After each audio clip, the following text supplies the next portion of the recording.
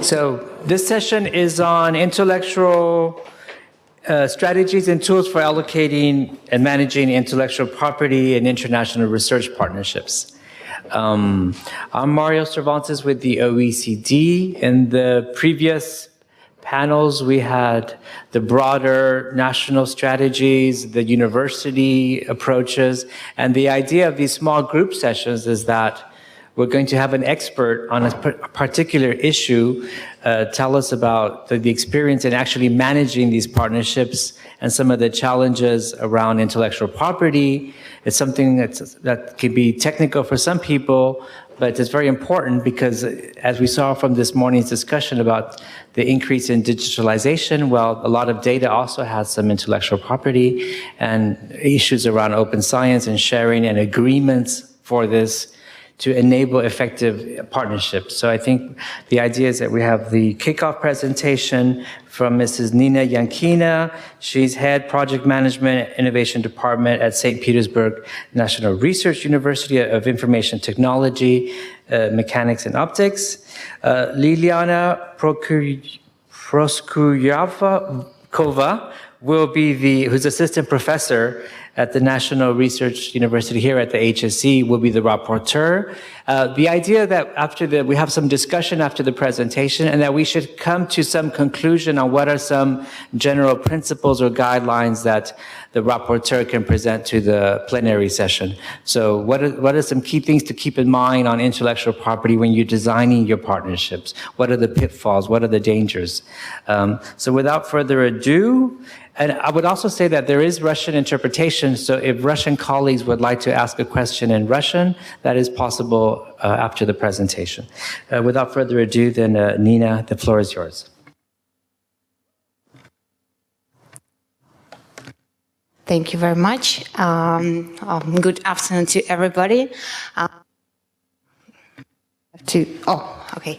I will not be giving any presentation with the slides, just because I think that we could do it as agreed, as discussed previously, as the discussion about what are the barriers, what are the challenges standing in front of the universities and university companies, maybe, when it comes to the intellectual property rights and shares and the revenues from the IP used in specific processes. So I will just start with some ideas which I have in mind as a person in ITMO University in St. Petersburg who is in charge for innovation, technology transfer, and startups. And what we do have in mind when it comes to the IP rights. So, well, one of the first points is that I would say usually universities, and we do see it actually in Russia, and well, from my standpoint, do not think really carefully about the IP rights when they do come into any research process or research partnership. When it comes to the Russian universities, for example, the R&D process inside the university is well, it is financed by the government, by the ministry, by different state funds and government funds. And the first idea of the university, when the university starts thinking about what to do with the IP rights inside the research, it's just about the rules of the fund or the ministry or any source of financing about the IP. So we have a contract and we do follow the rules of the contract with the entity who gives us money. If they say, okay, guys, we do want to have the IP rights that are revealed from the research process, we usually do agree. And, well, a bit easier situation is surprisingly with the private sector. when we do come to the negotiations with the companies, with the corporations, they are more flexible, I would say, in the process of negotiation. We do see the person who is in charge for this research from the corporation side, and we can talk to this person discussing how we share the results of research. And this is one of the crucial things that the rules and the conditions of how the IP will be shared between the two sides of the contract, you do have to discuss just before signing the contract. And I think this is, well, one of the very crucial points. Just because the university as the research institution and the institution of development sometimes, the university have to think far and far long than the private company or the startup, just because we do start the research, fundamental research or applied research, and then it transfers to the research result, invention or utility model, whatever, and then the university has a right and has a opportunity to put these IP rights and the rights to use this IP to the new company or to the existing corporation or the startup. And for the university, it's the opportunity to transform the research result to the specific market product. And when we go to the market, we do have to start to thinking about just what the revenue will the university reveal from this product which comes to the market. And at the very early side, university has to think about how it will be in the future, in 5 years, when you get the invention, in 10 years when you get the utility model, and in 15 years maybe when you get the specific product that goes to the market.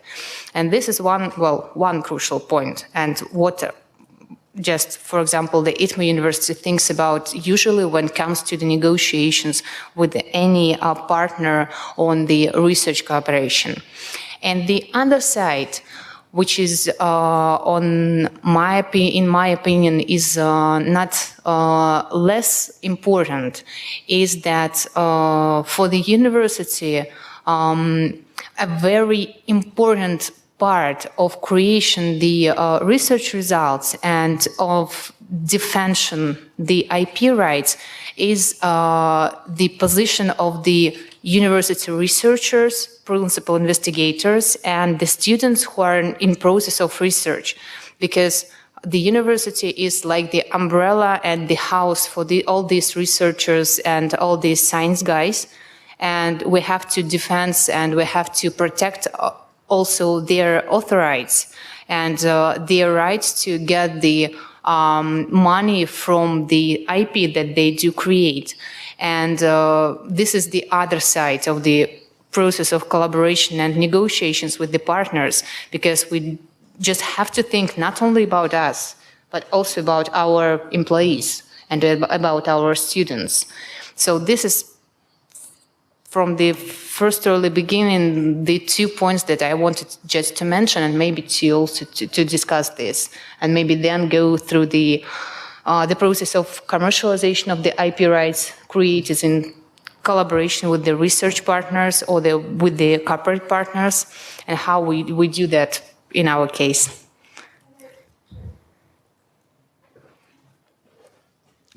Thank you. My name is Pauline Dull, Netherlands Embassy in Moscow. Just out of curiosity, and also to understand just a little bit better what you just mentioned, can you give an example of how, in the case of ITMO, on such a long term, you foresaw the utilization of an invention that was created within the sphere of the university, just as an example? Well, one case that I can open and make it clear is that, for example, we had in 2000 2010, we had started the really serious research devoted to the quantum communications and quantum technologies. And it started with the state contracts. And then one private company joined with the specific order or request, saying that they want to be the part of the part of the creation of this new kind of technology that can help protect the data in the ICT area. It was 2010. In 2012, there was the application for invention, and then there was, like, in maybe 2 or 3 months, there was, if I remember correctly, there was the application for the utility model. And as we in 2010 also started the very serious and deep process of the technology forecasting, we did realize that this kind of technology will be very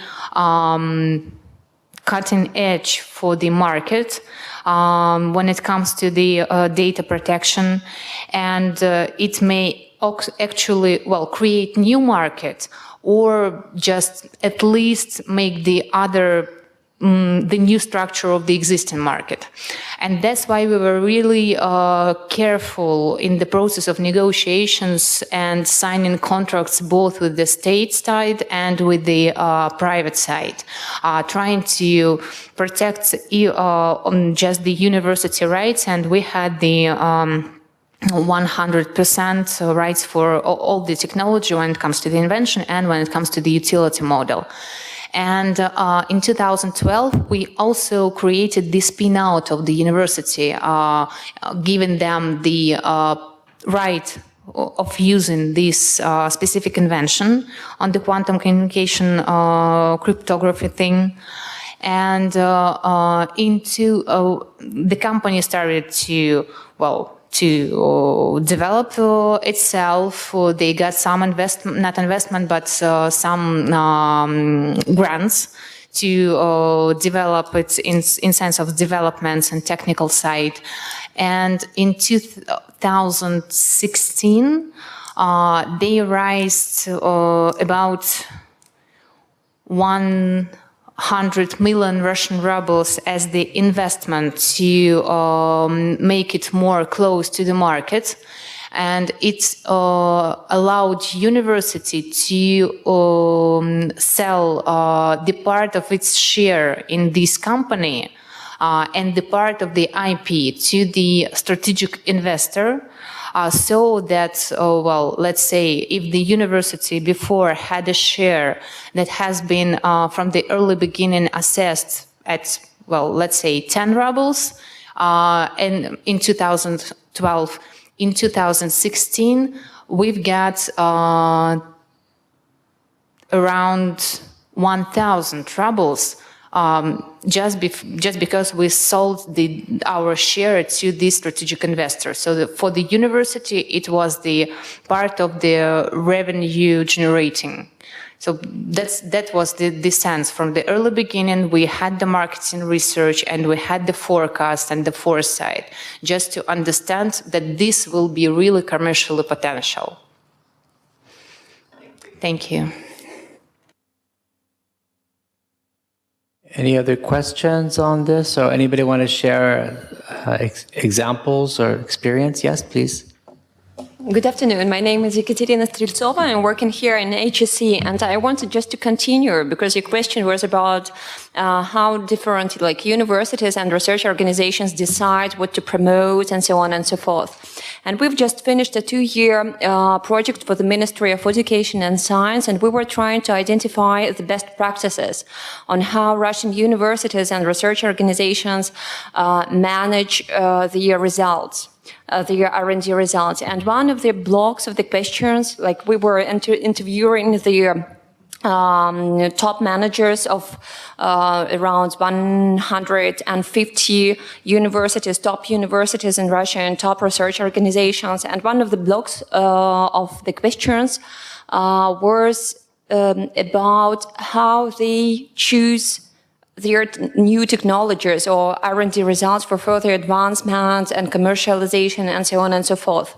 And we found out that there is now a practice, and it is improving and becoming more and more widespread, that universities and research organizations have some preliminary research, like market research, before even like launching any new research direction. I would say that it is something novel in the field. It is not really very traditional, but we found out that there is a correlation. I mean, those organizations who really do this before like starting something new, some new research project, and before funding it, those which make some market assessment and develop a list of potential clients and so on and so forth. Just in this original point, they tend to be more successful. They have more stable, more financial stability, and they regard themselves as really very successful researchers. So I guess that this is not something that scientists are used to, to evaluate some practical implementation and not just curiosity and interest, but it is already in place. Yeah, thank you. Any other reactions or questions? I had one. You said that it was easier to negotiate with companies than with other universities or public research institutes. Could you say a bit more about why? Is it because the universities are overly optimistic of the value of their IPR, or is it that companies shop around and they have a more expertise in negotiating, so they have better negotiation practice? Well, my idea when I was saying that was about the negotiations with those who gives us money for research. So, well, sometimes it's real situation when with the private sector, it's much easier to come to the agreement than with the state sector. I tell it about the state funds, ministry money, etc., etc. When it comes to the universities or research institutions, I would not say that it's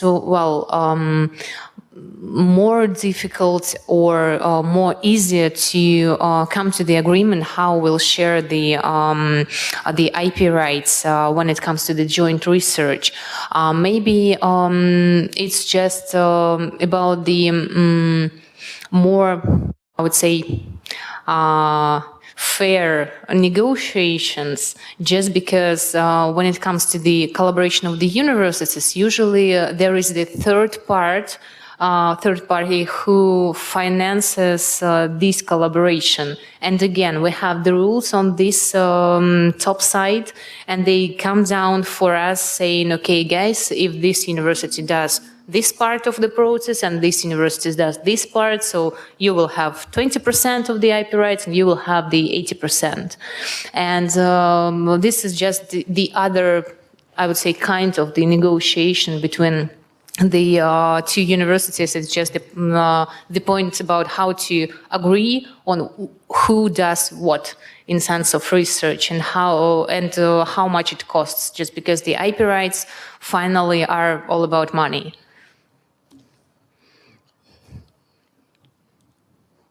Yes, Gesa. Yeah, my name is Gesa Belz from Germany. I'm here for the Aerospace Center, but this is of importance. I'm interested, or if I got you correctly, you were talking about national partnerships. Is that right? Yes, that was about national partnerships, but when it comes to international collaborations, usually, again, there is the fund which goes to the other one part and to the other part. We see it on the side of let's say, collaborations, for example, between the Ministry of Science and Education of Russian Federation and National Science Foundation of the United States of America, for example, several years ago. Actually, I don't remember if they do still active in several 4 or 3 years, but it used to be. And we also see the same when it comes for the, not the university, specifically university research, but for the small enterprises in the high-tech and research areas. For example, when it is the Foundation for Innovation Support of Russian Federation and the Tekes Foundation, which is the same foundation in Finland. They do have separate amount of money which comes down for the startup or company here in Finland and here in Russia. But the research that they do is the joint research, but the IP rights again are shared on the top level. Okay. But that very much depends on the likeness of the regulations from country A and country B. Yes, sure. I mean, this could be quite different. Yes, definitely. And it's also is about the territory of the IP protection. In our practice and in what we do see around, at least here in Russia, and how the universities and companies collaborate with each other from the other side with the other countries. I would say fortunately or unfortunately, the most simple way that companies and any entities do follow is that, we will apply the application here in Russia if we are a Russian entity, and we will apply in the European Union just because we are located in Europe, and we'll cover the cost for the patent protection here, and we'll cover costs here, and we'll just have the simple licenses to each other to be able to conduct research on both these territories, but the holder of all the IP on specific territory is this entity which is located in this territory, in this country. So this is, I would say, most popular way of thinking and doing, but maybe some of colleagues will be argue with me. Okay, thank you.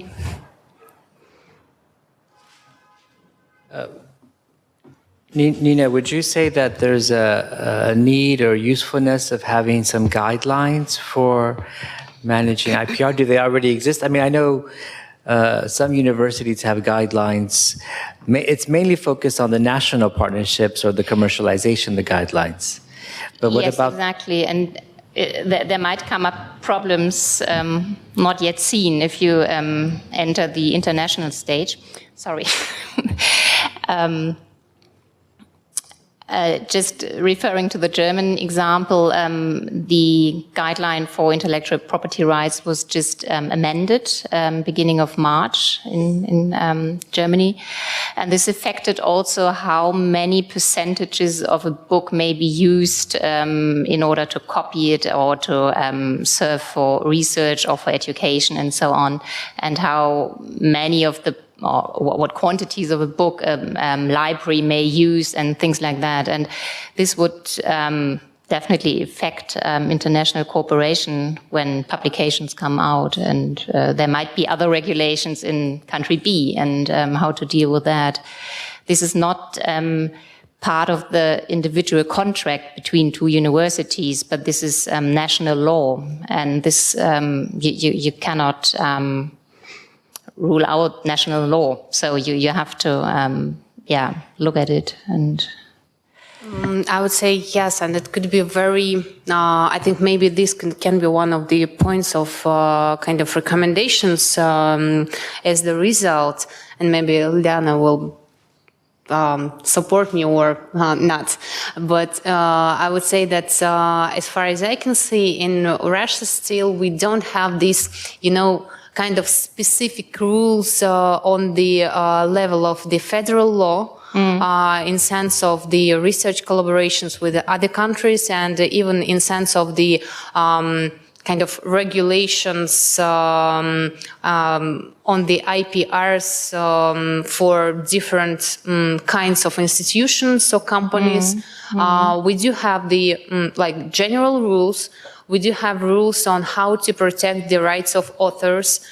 We do have the rules for, again, when it comes to the foundation that gives money to the research organization. But still, even when it comes to the,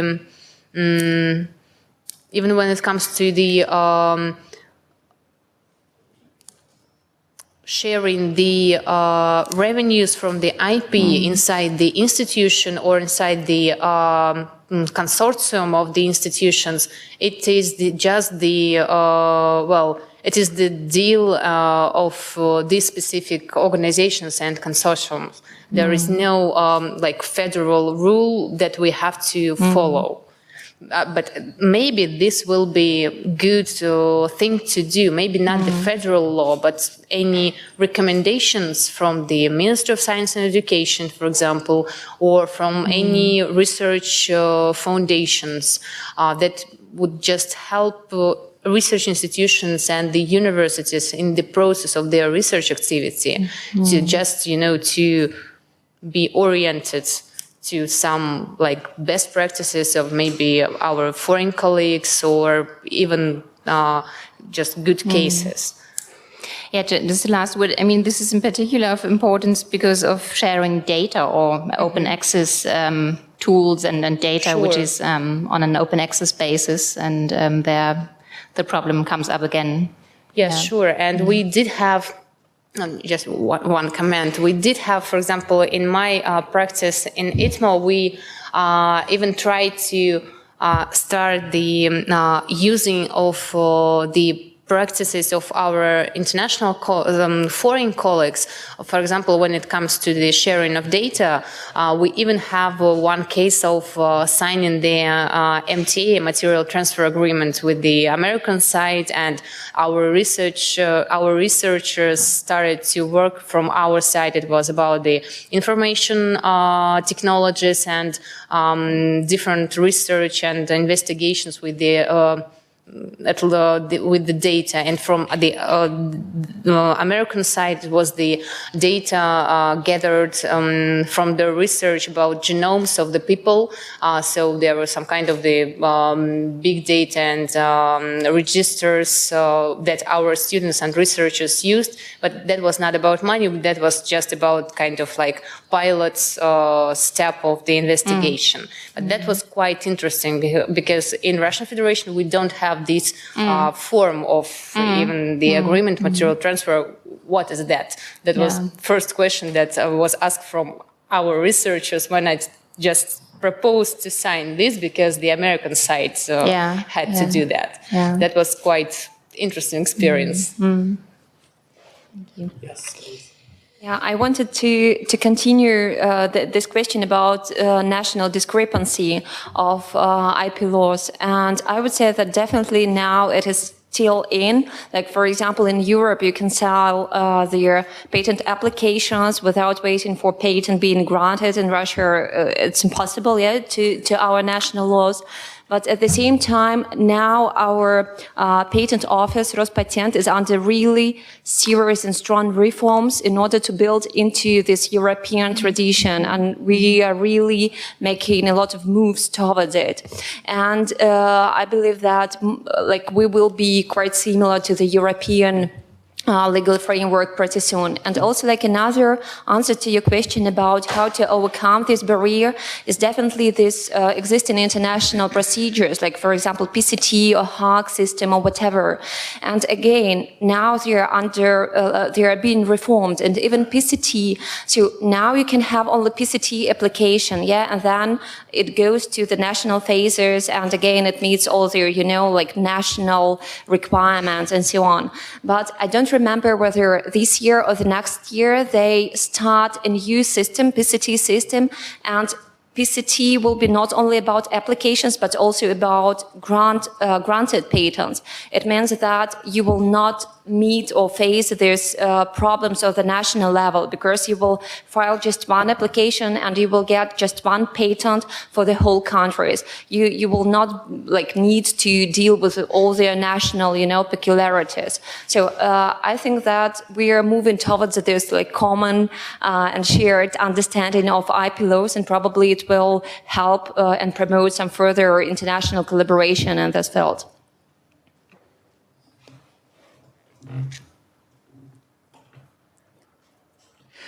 Are there any? Yes, there's a comment in the back. I would like just to join your discussion with, of course, with regard on what the organization that I'm working from is doing, what is the exact function in relation to the IPR rights. I work in a Central Aerohydrodynamic Institute, CAGI, from Zhukovsky, and for us it's merely the work, and the question of IP rights comes when the joint results of consortium partners in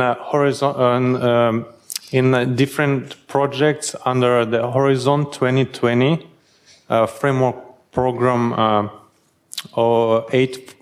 number 8 comes to an end, and it's always question how to separate the results.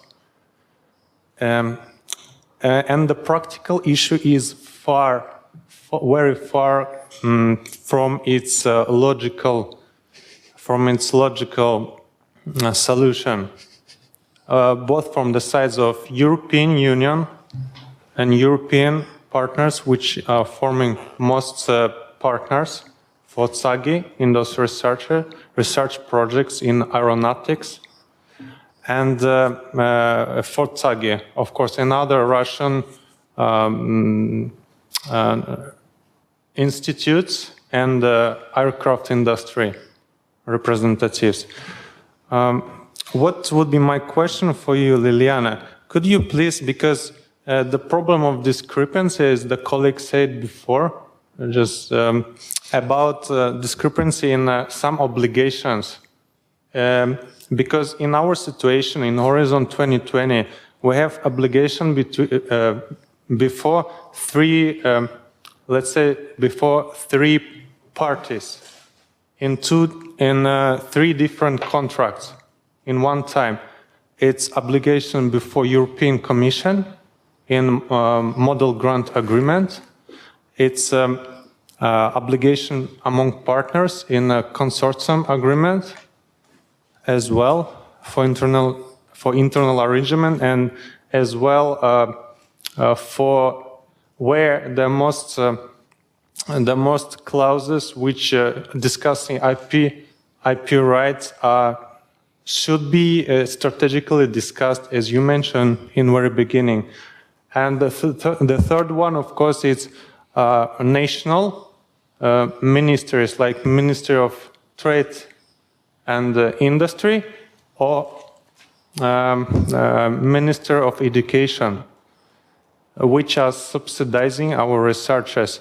And we have, from one side, level of national, some points of national reciprocal obligations toward them, and including the European institution and partner. So please, could you just give me any valuable example of harmonization or something that could be could be made to ease the work of management of such a project? Thank you. I have a question. Did you have this question to me or to Liliana? Sorry, maybe I confused the names. No, maybe I can make a brief comment first on the consortium agreement that you signed with the partners should be in line with the agreement that the head of consortium, the coordinator organization, signed with the European Commission. So there's no contradiction here. Cannot be any contradiction here.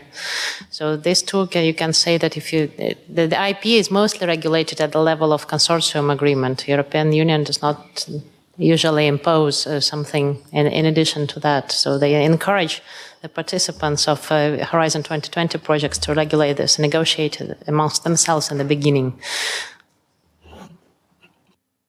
Yes, and I will just make a small addition. Actually, that's what is actually logical thing that the gentleman asked and said, well, when the practice is just an opposite to the real situation or to the, well, theory situation, how it should be. Of course, when the organization, well, if we are talking from the side of the organization that you are in, you are you are working for and you are researching this aerospace institution. It is the Russian entity, and if we do look at the situation from its side, it's just like the chart of different links to the other sides of the process, and it is. That was the crucial thing that I started for. Before signing any agreement and before signing any contract, just look at it and understand how it's influence your research activity and your rights. And of course, how does it influence to the other obligations that you have before signing this specific agreement. So, well, also the question is which agreement you have signed previously, because the second one, if it is contradictory to the previous, well, it's also illogical and you just didn't have to sign it. Of course, when it comes to the practice, and you do have signed all the contracts and you have the obligations before all these sides of your research process, I mean your counterparts in the consortium and your foundations like ministries, in our case, Ministry of Trade and Industry and Ministry of Science and Education of Russian Federation. Well, the way of doing right now is just, you know, you put all the contracts in front of you and start just like painting all the links and all the obligations in front of every side and try to see the red lines and red areas, and then just think about how you could hedge it as a risk. Please, thank you. I just would like to add one additional question to you. Whether regarding to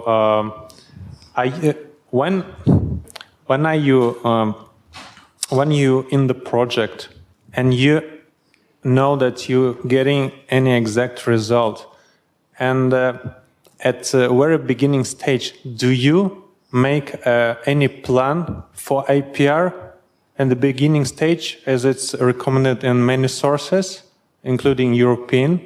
And do you have any design form for the IPR strategy, for example, for your institution or your department? There are several kinds of the rules and the documents and, well, like steps that we implement when we are coming to any research activity.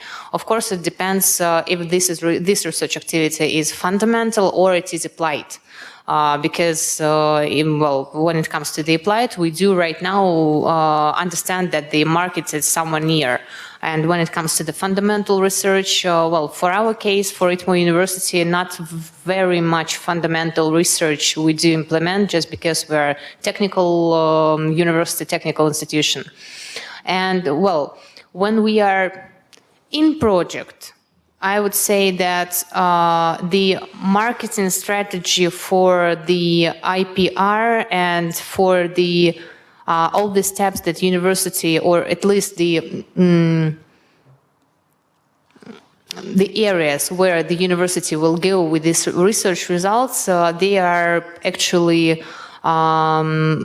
identified when we sign the contract and come into the research project.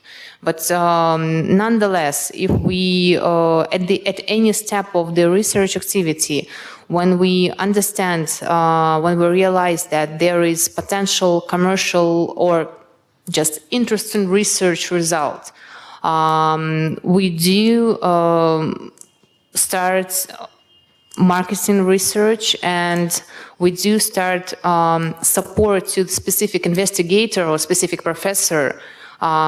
In sense, well, we try to help him or her to understand which area it would be useful for, and which area would be more commercially potential when, well, let's say after 2 years of research, the professor will give to his or her very brilliant, entrepreneurially minded student the right to be the founder of the spin-out of the university and go to the market with this research.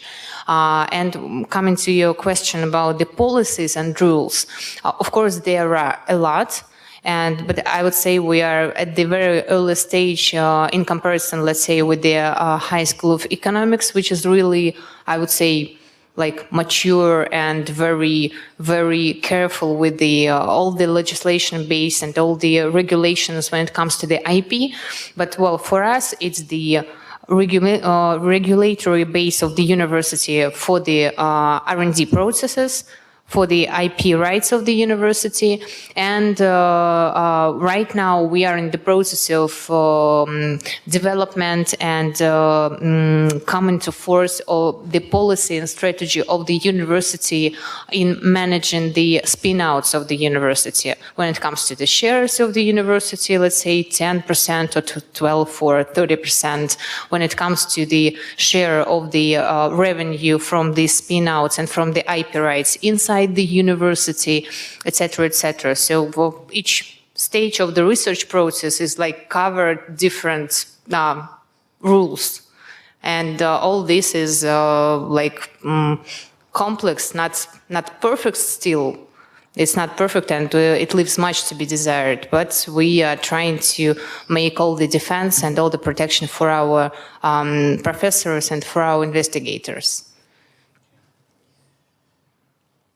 The people in the back who have not spoken, would you like to raise a question or a comment? Is there anything you would like to learn from this session? We have an expert here. If there's anything you want to ask or other issue you want to raise. Our friends from Kazakhstan? Friends from Kazakhstan, if they have some issue they want to discuss or ask the expert to discuss?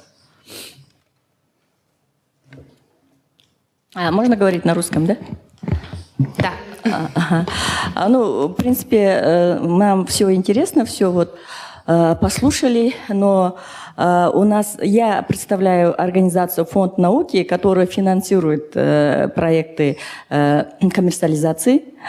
То, что вот говорили, все эти проблемы и у нас есть, когда вот в начале беседы рассказывали о том, что с государственными организациями сложнее договариваться. Вот здесь у нас в самом деле проблема в чем? У нас в Казахстане еще очень много университетов и научных институтов, которые находятся в государственной собственности. И с ними, когда наши, например, проекты коммерциализации, обязательно участвуются две стороны. Участвуют, во-первых, ученые, например, научный институт или университет, и вторая сторона – это, я пока говорю не о международных договорах, а внутри страны, а вторая сторона – это организация, которая внедряет у себя этот проект, либо стартап. Здесь, в самом деле, у нас, когда работаем с государственными университетами ИНИ очень сложно. В чем сложность? Они боятся, что в этих договорах они изначально в самом деле договариваются, как будет либо прибыль, либо там с продажи, какой процент будет иметь. Но всегда они боятся, что они тут прогадают, и когда-нибудь придет проверка со стороны государственных структур, и им будет представлена претензия, что они как бы упустили выгоду, и государство из-за их ошибки упустило свою выгоду государства. Поэтому это всегда, конечно, можно прогнозировать, в этих прогнозах они могут ошибиться. Поэтому всегда в самом деле очень сложно. Это и зависит, конечно, от руководителя этой организации. А когда работаем с частными университетами или частными предприятиями, тогда вся ответственность именно руководителя.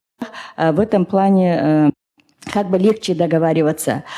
И мы поняли всегда, когда университет создает стартап, это намного легче. Когда университет, например, внедряет проект, там очень сложно договариваться, очень много согласующих сторон и так далее. И это влияет на бюджет этой организации, если это будет убыточным, если это будет прибыльно, очень сложно именно эту прибыль посчитать именно по данному проекту. Посчитать-то можно, это же когда общий бюджет организации, финансовая отчетность создается, эта прибыль раствориться в нем. Поэтому мы теперь поняли, что всегда под проекты коммерциализации, внедрения научных результатов лучше всего создать стартап. Еще что хотелось бы. По международному партнерству именно в нашей организации еще не было таких проектов. Мы ведем только, мы являемся операторами именно по грантам коммерциализации. И по защите интеллектуальной собственности в Казахстане принят ряд мер тоже. Есть закон о коммерциализации результатов научно-технической деятельности. А до этого в законе о науке было впервые в 2011 году указано, что вся интеллектуальная собственность, полученная в результате государственного финансирования, может принадлежать именно выполняющему организации. До этого все принадлежало государству, только с 2011 года это право собственности теперь принадлежит этим организациям. А далее по закону о коммерциализации учтено, что предприятие, которое выполнило научное исследование, они внедряют интеллектуальную собственность у себя, то они должны определенные, указываются минимально расчетные показатели, которые они должны платить именно авторам.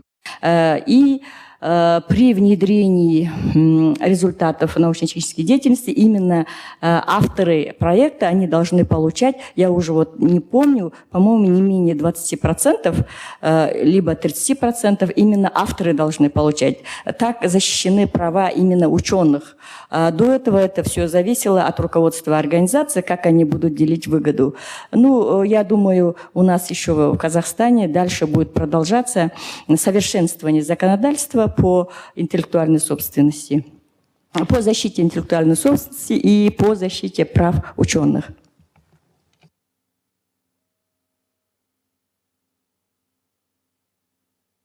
Thank you very much. We have about 30 minutes left, or 20 minutes left. Maybe we can steer the discussion a bit. We've talked about protection of intellectual property for commercialization coming from the partnership. But this morning we talked a lot about cooperation also for global challenges and issues of open access. So my question to Nina is, how can we have a management of IPR that promotes sharing of IP? Okay, you defend it, you protect it, but could you tell us about licensing and ways to share IP so that especially when you're cooperating with developing countries, that actors in those countries can also use the knowledge that's created from the partnership non-exclusively, for example. So maybe you could talk also about the way to share IP, not just protect it, and the legal ways to share and to promote diffusion, because we want to promote the diffusion of the research results, not concentrated only in some winning company or spin-off, but you also want to improve the society. Thanks. Yes, sure.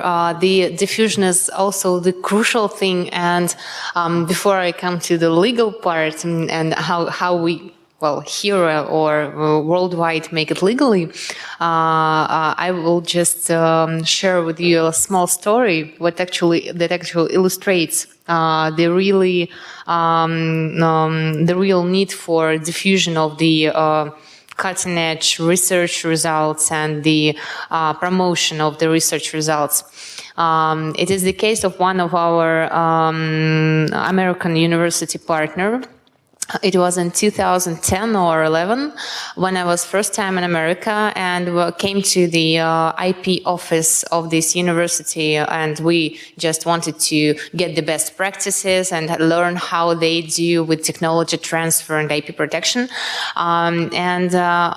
They were I just realized that they were very careful with the terms and with the sayings about what is the purpose of the technology transfer of this specific university. There was like the great, very beautiful mission of sharing knowledge, of making it open, of making the wellness and prosperity of the university and the region, etc., etc.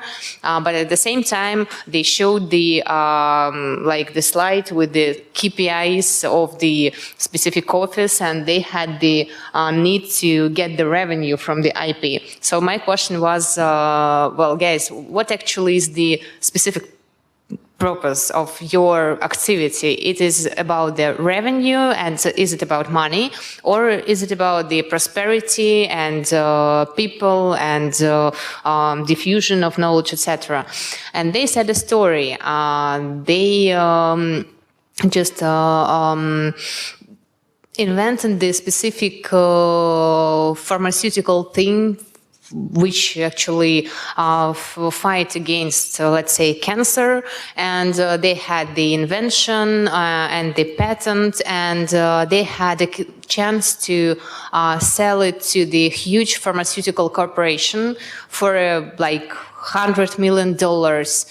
But actually they did realize that even if this corporation will sign the contract with the obligation to use it in the production process, this corporation will try to put this patent to shelf and not use it just because they have the existing market and they don't want to lose it. And on the other hand, they had the startup company, which actually was about making the world better and trying to enter the market. And they did know that this small company will be able to pay only like $1,000 for this specific invention, and maybe in 10 years there will be the horizon to get the royalty, but it's like very, very venture, very, very, very risky story. And the decision for this IP office was, we'll give the license to this startup company, just because we have the obligation before the world, before the region, before the city when we are where we are located, before we have the need to make the population more wealthy, etc., etc. So they did this choice in this specific case. And I would say that this is actually for the Russian universities, when it comes to Russian universities. It is also one of the really like legal, good, and very practical way to share the knowledge and share the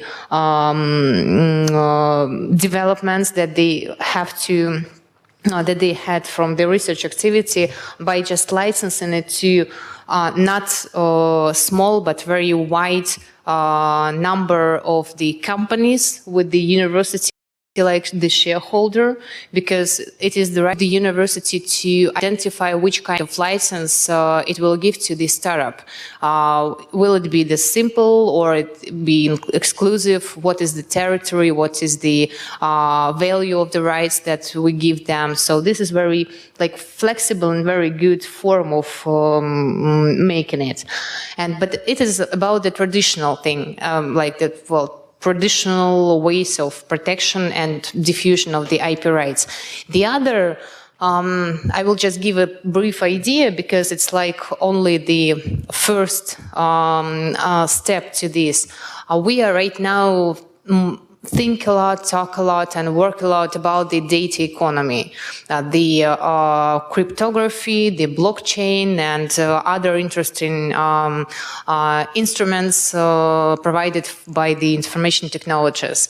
And right now we have in Russian Federation a very interesting project. I would say it's also like the startup. It is the specific electronic platform named IP Chain, aimed at the creation and developing the new approach for protection and diffusion of the IP rights and the results of research activity. It's not about the state-provided or government-provided protection for the IP rights, but it's actually like about the blockchain protection. And at the same time, the system, the smart contracts, the system, the cryptocurrency, which is very easy for any user of this platform, just because you see all the amount, all the field of different IP rights that you can get from the system, and you can just buy it or purchase or just give as the free license if you have the specific status.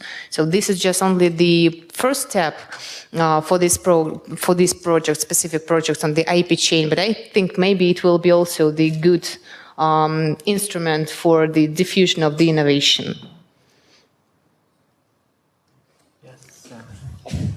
Is it okay that I'm talking too much?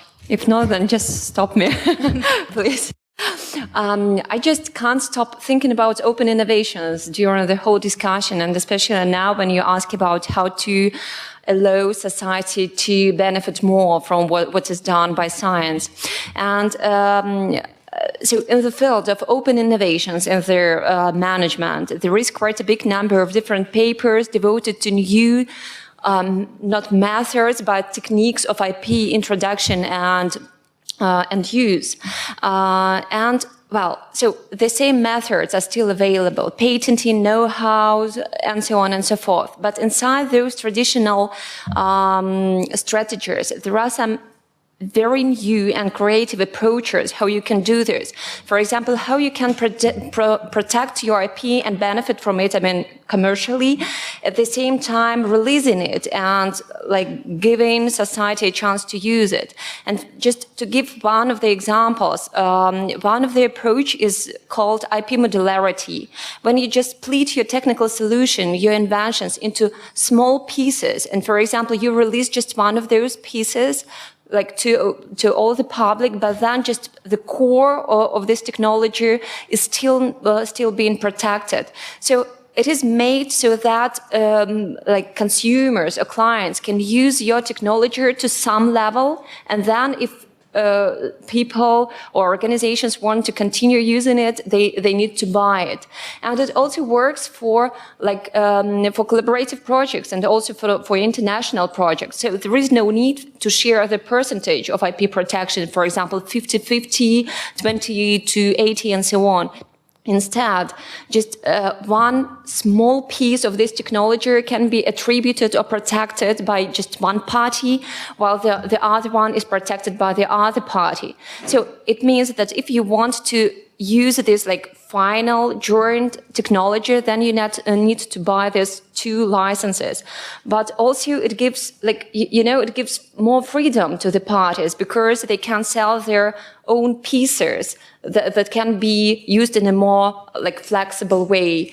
So, and if you just continue studying this scientific field, I mean, it was not like developed as a kind of recommendations for practical use, but as always, you can really benefit from this scientific knowledge because all these studies are based on different case studies, on different experts from different industries, especially information technologies, and so on and so forth. So it's very interesting, and like one can get some new insights about how to protect and how to use IP. I agree. I think the whole lessons from open source, modularity, open innovation, I think we can apply them in the management of the IPR to be more creative, to have also some ways to, build new business models. I mean, I thought it was interesting, for example, what you were saying, because it seems like they've adopted, for example, when you have a subscription journal, you can get one article for free. If you want the rest of it, you pay, or you can rent. I mean, there's lots of new business models being promoted through digitalization, and we could apply that also in the IP. So maybe one of the recommendations is also to apply creative digital tools for managing and sharing IP. That could raise revenue, but on the other hand, make it more accessible to other inventors, other entrepreneurs, other universities to invent around this. I think that maybe could be a second recommendation for this group. Other ideas on this or reactions? Sharing IP, a win-win between profit and global public goods. Because IP has a bad reputation, especially in developing countries. It's interesting also that maybe some of the, maybe this could be a final question to Nina, is have you seen in your cooperation of IP contracts whether instead of contracts around the sharing of revenue, in monetary terms, you could have contracts that allow sharing or licensing through non-monetary. So just is there anything that's being done in anywhere that you've seen? Because I think we also have to think about, because developing countries have less money, is there a way they could participate, maybe not through direct money, but through providing access? For example, they have a lot of natural resources that we study for biodiversity science, or that we study for different things, or oceans, or maybe that providing access to those resources is one way for them to pay for the IP that's going to come out. So in a way, they're bartering, so maybe are there mechanisms in contracts to allow this way for that? Well, it's quite a good question, because I do believe I haven't ever seen this kind of agreement when it's like just about kind of barter or something like that, right? But I think that we can use the same form which the cross-licensing agreement do have.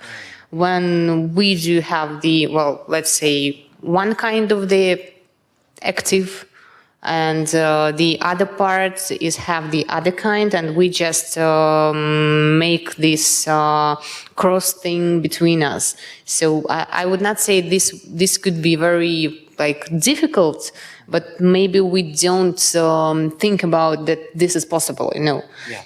So we have very, very traditional way of thinking when start to negotiate. But of course, the universities and the institutions, the research institutions, first of all, have to be more flexible in finding these forms of legal negotiations and the narrative negotiations. So I would say this is a very bright idea, but I haven't seen something like that. maybe on the government level, this used to be in practice, but between two entities like university and university, haven't never seen. Because I think the UK, United Kingdom, Global Challenges Fund, they were promoting that research teams could participate in a partnership, but they didn't necessarily have to pay cash money. They could pay by providing access to resources and things. So then I'm thinking about the IP that could result in whether that could also be integrated. But maybe this issue of flexibility and creativity and flexibility in managing IP, especially with the developing or countries that there's less development, there's less resources, so the asymmetry is stronger. Maybe with countries that are similar, it's easy to negotiate at the same level. But when there's a strong asymmetry in the development, we must maybe promote more creative approaches for managing the IP.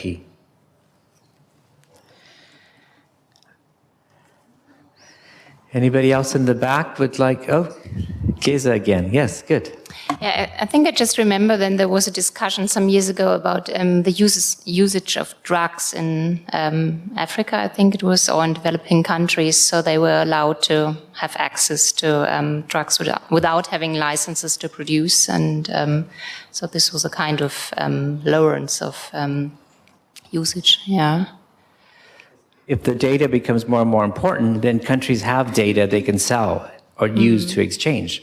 So if the research project in Ghana or Kenya is generating data, who does that belong to? Can they use it as a negotiating asset? Yeah. Yes, it might be much more effective for a country on a national level to have or to save costs in order not to treat persons with infectious diseases or something like that. On the other hand, to buy licenses so you can ask what is more cost effective. And, Ideas for recommendations, things that come to you? I mean, we talked about guidelines. We talked about sharing IP and flexibility. I know that one thing that we've seen also is many universities trying to promote IP awareness among scientists and researchers. So maybe that's something to continue to promote, because I think teaching researchers what is a patent, what is copyright, what is data, what are the legal ways to monetize it or to protect it, I think is maybe something that's going to be more important, because if science is generating data and that's valuable, I think maybe the education remains important. And that was just, I wanted to say that very important is the culture and the competence of the researchers and investigators in the area of IP. Even for us, it is very crucial, just because, we see the market economy in Russia is very young, and when it comes to the IP market, it's more young than the market economy in Russia in principle. So the education in this area, the promotion of the knowledge of what IP is, how to share, how to diffuse, how to protect it among the those people who are create and generate new knowledge, it's very important.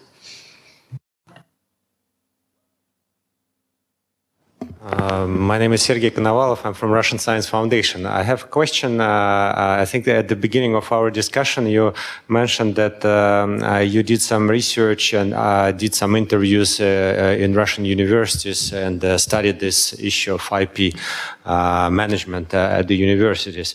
So my question is that behind the universities, probably you may have some insights or did also some side research, since we have on one hand in this country university science, but on the other hand there is huge research done by the institutes of the Russian Academy of Sciences. So is there any particular behavior or management issues which might be happening in the Russian Academy of Sciences field? Is there any, how to say, sharing of the practices across the community, university, and academic? Can you maybe comment a little bit on that? Thank you. Thank you, Sergey. I think that, well, when it comes to the specific investigation of the IP area and universities and institutions, that was the comment of the lady that left us here. Yes, but, well, I will try to, how we do see it from our side. Right now, I see more and more collaboration on the level of the institutions and the level of the specific persons in the universities and the institutions of the Russian Academy of Science on different topics, including the topic of the IP right and the all the things related to the IP protection. Actually, as the IP law is the same for the universities and the institutions, as the law on implementing the IP rights is again the same for the institutions and for the universities. Right now, there is no barriers between the universities and the research institutions in sense of sharing experience at, well, events like this event is, and other communication platforms, conferences, forums, etc., and when it comes to the research collaboration between the universities and the institution of the Academy of Science, of course, the two sides are collaborating on and negotiating on how we'll share the IP and how we'll do manage all the process. Of course, there are a lot of, well, different challenges, I would say, on the way of really friendly and fair and good collaboration between these two kinds of institutions. Well, just because of all the situation and some kind of the, I would say, competition sometimes between the universities and the research institutions.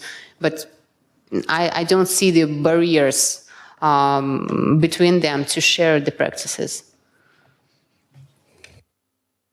Something else we can add is sharing good practices amongst the community. I think we're coming to the close of our session. I would like to maybe wrap up and ask our rapporteur to maybe summarize the key messages we're going to deliver in the next session, and if you have any further suggestions, if that's okay. Yeah, please. I have a number of thoughts that I've written, and please correct me if you think that some of them need to be edited or amended or taken away altogether. A research performer organization, such as university, before entering a research partnership, should plan for managing intellectual property for 5, 10, or even 15 years perspective. Before entering an applied research project, the research performer organization should make an investigation into potential markets and previous IP obligations and contracts. Researchers' rights should also be protected. They should benefit from commercialization of research. IP awareness among researchers should be further promoted. Government and state funds may have strict IP regulations for research that they fund, while companies are usually more flexible. I don't know if this has some kind of recommendation for government to be more flexible or what. National recommendations, guidelines should be developed for sharing the revenues from IP within an organization or within a consortium. Approximation of national IP regulations contribute to better international research cooperation. It's kind of an evident thing, but nevertheless. Sharing IP is no less important than IP protection and should be approached strategically. Licensing may both limit the application of an invention or contribute to it widespread at the market. Open access opportunities should be explored. IT offer new tools such as blockchain and distributed ledger technology that may be used for protection and diffusion of IPR.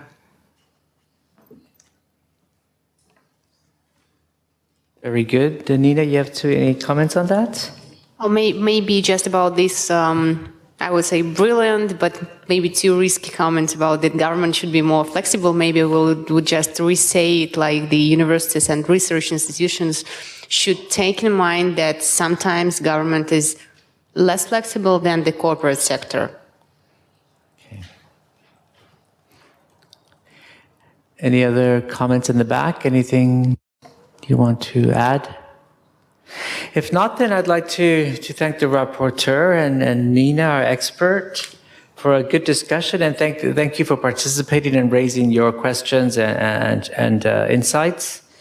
I think we have some practical recommendations for the group, and if the OECD is going to make broader recommendations, this issue is important because I think many people said this morning that the devil is in the details, and when it comes to negotiating your consortia, your partnership, you have to sort these out, and maybe there's some new ways to think about it. We have the traditional protect and defend, but we can also have protect and share.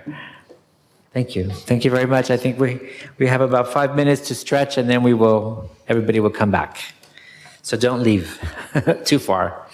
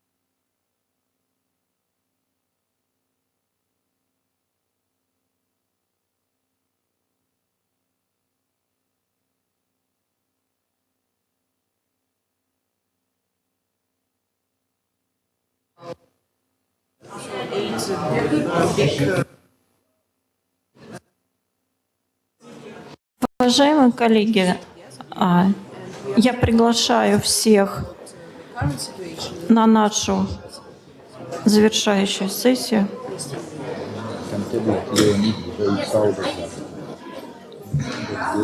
На которой мы заслушаем доклады всех групп, которые мы сейчас провели. Просьба сформулировать рекомендации и предложения для ОЭСР по результатам дискуссий, проведенных в этих группах. Небольшое объявление. Ресепшн будет проходить в здании напротив. Не в этом здании, а напротив.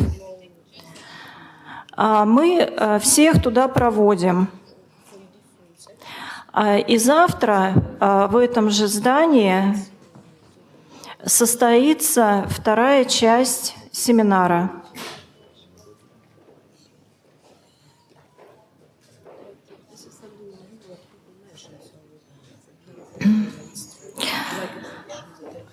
Сейчас я приглашаю выступить Лилиану Проскурякову,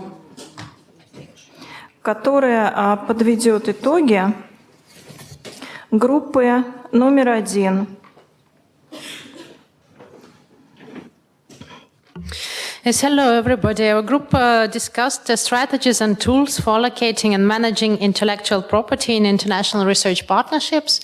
And we have identified the following interesting thoughts that we would like to share with all of you. A research performer organization, before entering a research partnership, should plan for managing intellectual property in 5 and 10 and even 15 years perspective. So should think long term. Before entering an applied research project, a research performer organization should make an investigation into potential markets and previous intellectual property obligations and contracts in order so that they're not contradicting each other. Research performer organizations should consider that government and state funds may have stricter and less flexible IP regulations than companies. So with companies, it might be easier to achieve an agreement. Researchers' rights should also be protected. They should benefit from commercialization of research. IP awareness among researchers should be further promoted.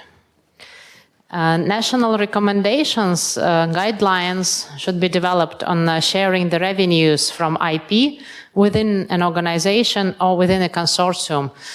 So some of us thought that there may be some soft law developed by the government that would help research organizations and research consortia agree amongst themselves. Sharing IP is no less important than IP protection and should be approached strategically. Licensing may both limit the application of an invention or contribute to its widespread at the market. And in addition, open access opportunities should be explored. IT offer new tools such as blockchain and distributed ledger technology that may be used for protection and diffusion of IPR. And as a final accord, maybe a well understood and common thought that approximation of national IP regulation contributed to better international research cooperation. Thank you.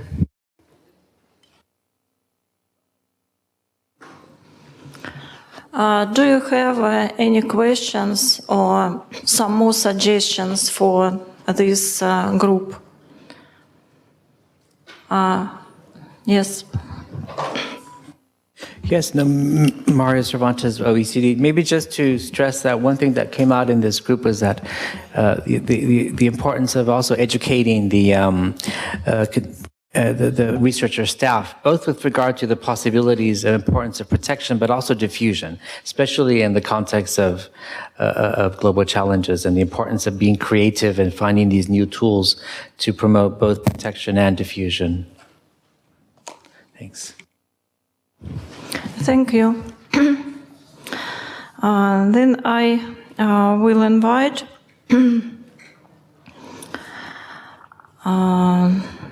Dirk Meissner. No, this is. Yeah, this is second group. No. Yes. I'm sorry. To summarize outcomes of the group 2, this is a cross-country educational cooperation. Please, Dirk. Okay, so we had one of the most lively, interesting, challenging sessions I ever experienced over the last years. Indeed, so what happens not so often, frequently, we didn't have a presentation and question and answer after that, but we had a presentation with many, many questions during the presentation. So right on the spot, talking about the challenges. So cooperative education is something we all agree has a certain value, but it has huge, huge challenges to implement and to negotiate. It starts at very, very simple practical things. When you come for a cooperative education transnational, take our example from Russia and Germany, we have different academic years. Well, it starts. And that continues until you issue some joint decrees. Now imagine when you have university and you have a big number of international foreign partners, where each time again you have to deal, you have to bargain and negotiate such a bilateral agreements. And each time it is a very, very special case. So there ain't be any one-fits-it-all solution, which causes a lot of work and additional burden for those being involved, obviously. We see it, the requirement which is imposed by mainly policy people, forcing universities open up more, go more into transfer activities and such cooperative educational activities, which is a nice wish they offer, they impose on the universities, but at the same time they don't provide the resources for implementing that. So it's a contradiction, which we all know about, but doesn't really matter. Now, we had a long discussion about the question, should a university actually foster spin-offs and entrepreneurship at university education, yes or no? We all agree it should. We all agree it might be a good idea to have early stage and the early phases of learning at the university, the curricula, let the students learn what is entrepreneurship or what is innovation very early on, not necessarily only after they are adults and mature and aged 30 years, and then you want them to do such things. Now, a nice example for cross-country collaboration is the European Institute of Technology with the famous, wonderful knowledge innovation communities. You might like them or you might hate them.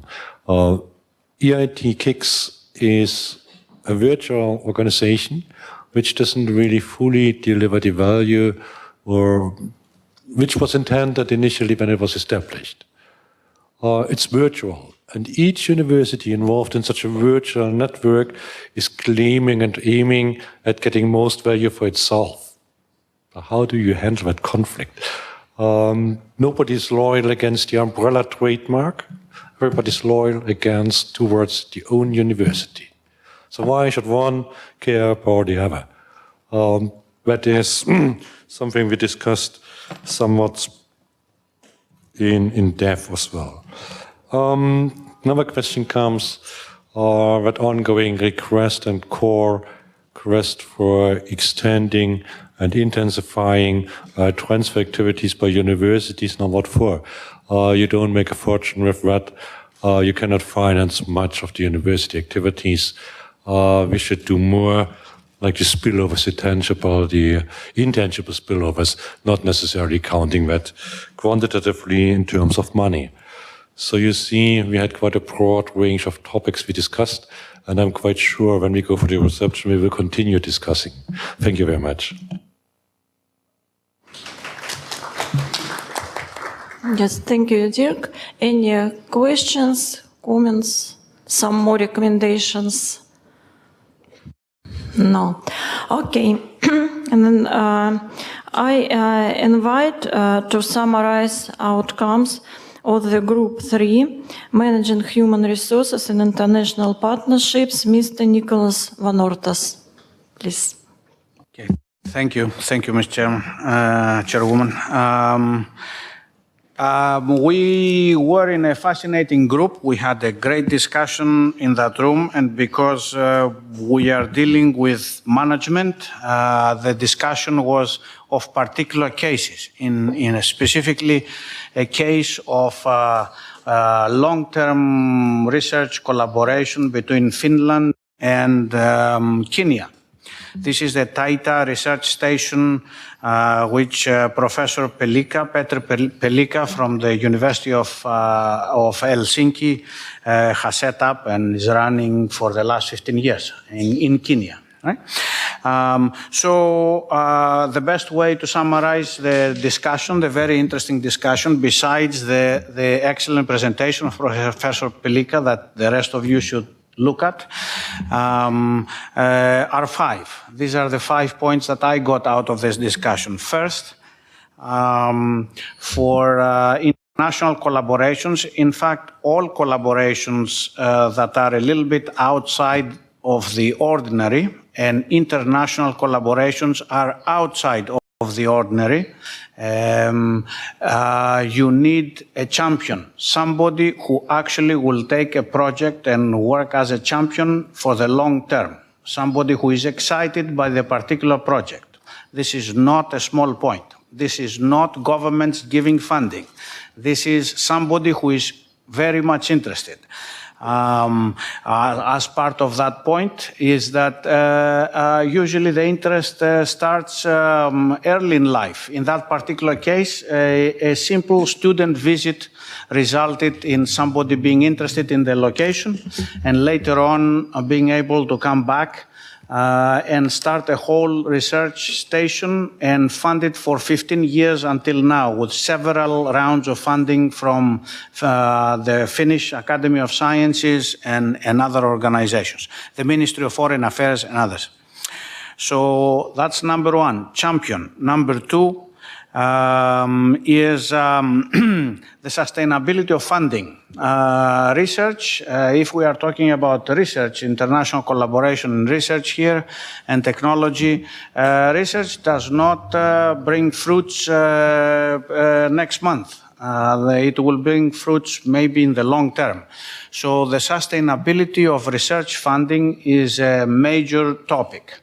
And if it is just one side that funds, the chances are that the collaboration will end prematurely.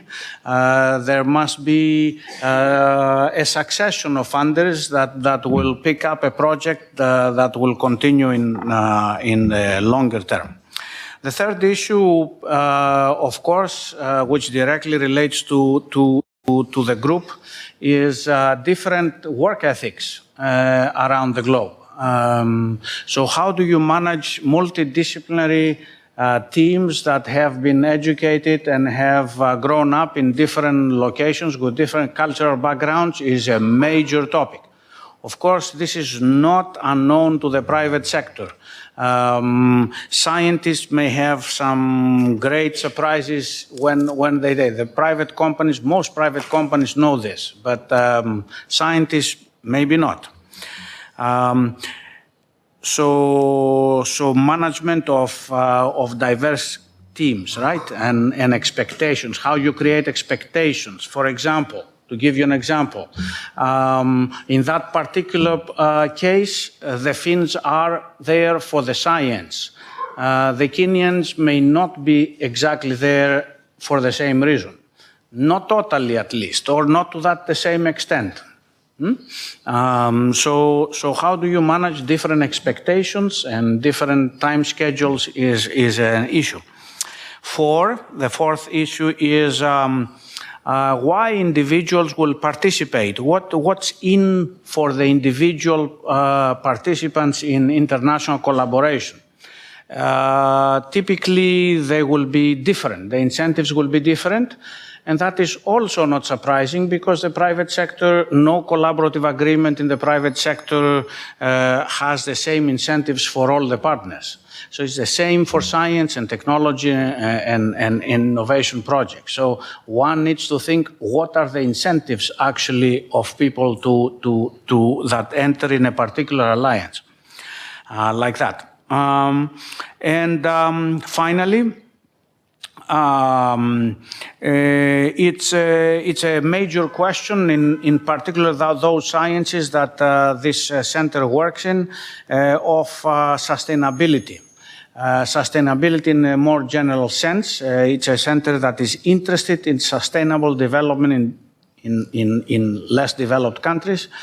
How is that achieved and what kind of science is necessary to achieve this is an issue that needs to be addressed when we think about managing international collaborations. Thank you.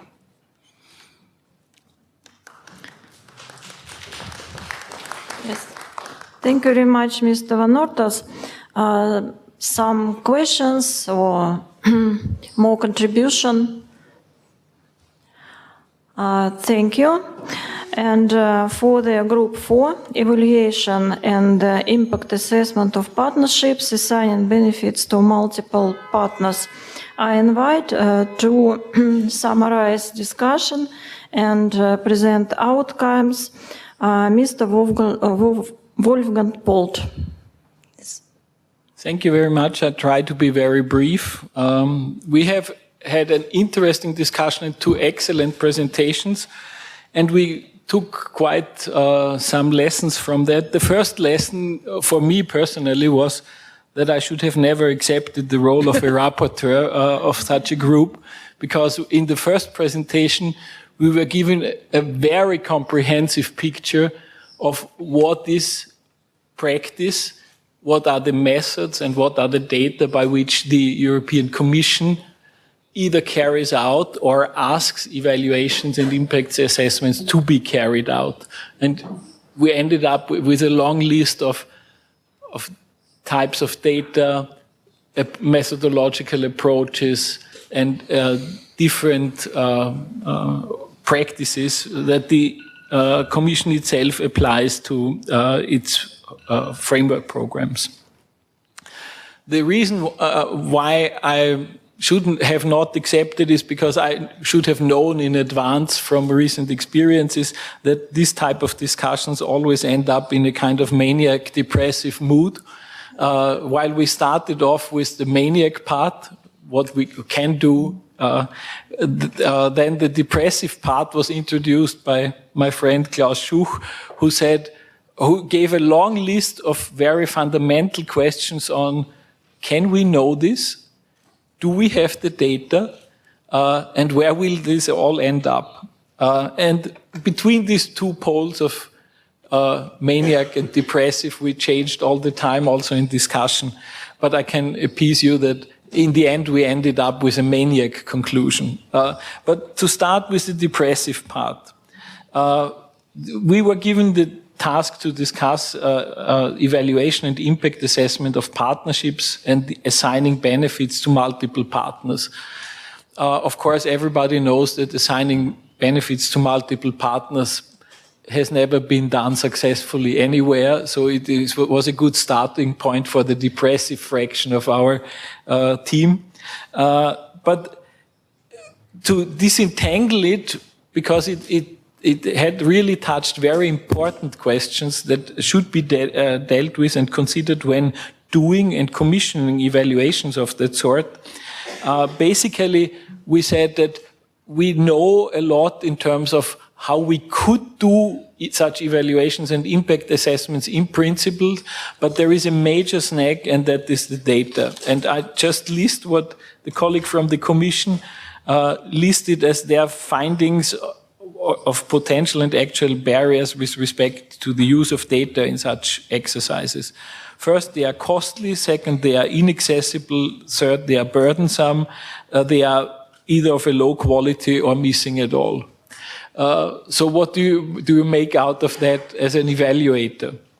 But of course, that is also the source of potential improvement, because we can actually define better data, and we are missing some even on the very basics of the input side, let alone the impact assessment part, which is inherently even more difficult.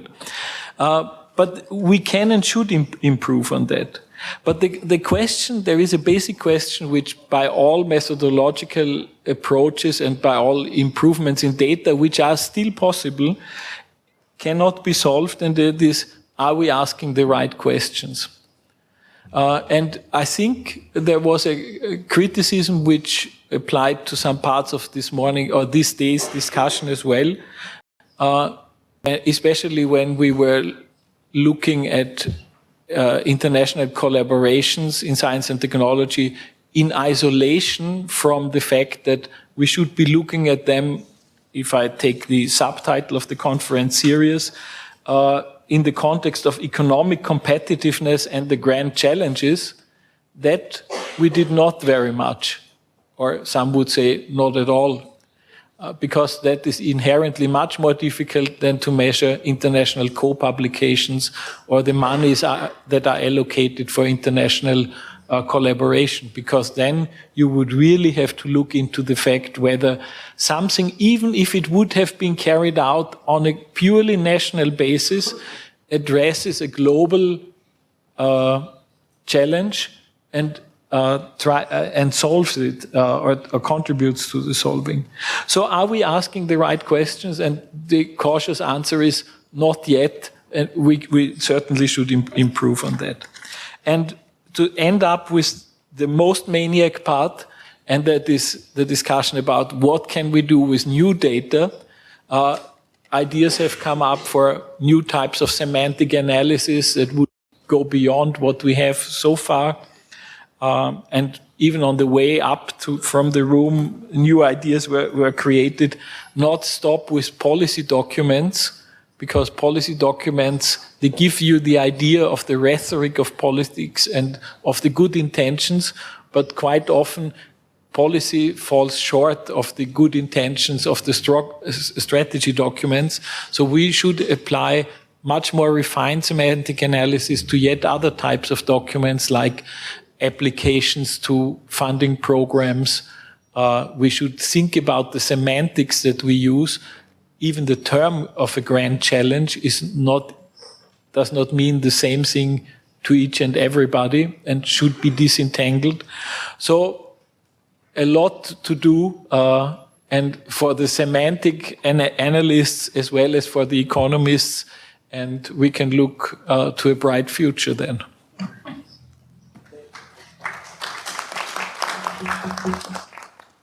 Thank you very much, Mr. Polt. Questions, comments? No. Then I would like to invite you to participate in evening reception offered by the German House of Science and Innovation. And our assistants will guide you to the place where will be served this reception. Another announcement, we would like to make a group picture now, so please come here. And I would like to thank our interpreters for their excellent work today and assistance. Thank you very much.